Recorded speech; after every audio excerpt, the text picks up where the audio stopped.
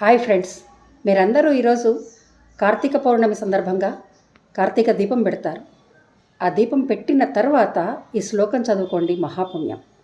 కీటా పతంగా మసకాశ్చ వృక్షా జలే స్థలే ఏ నివసంతి జీవా దృష్ట్వా ప్రదీపం నచ జన్మ భాగినః భవంతి త్వం శ్వపచాహి విప్రాహ.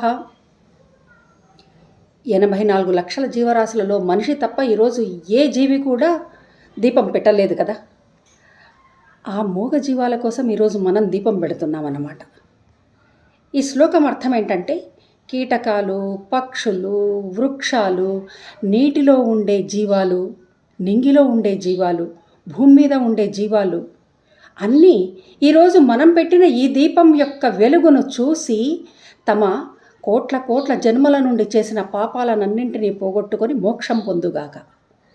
ఈరోజు ఈ పరోపకారం చేసిన ఫలితంగా మనమందరం కూడా మహాపుణ్యాన్ని పొందుదుముగాక.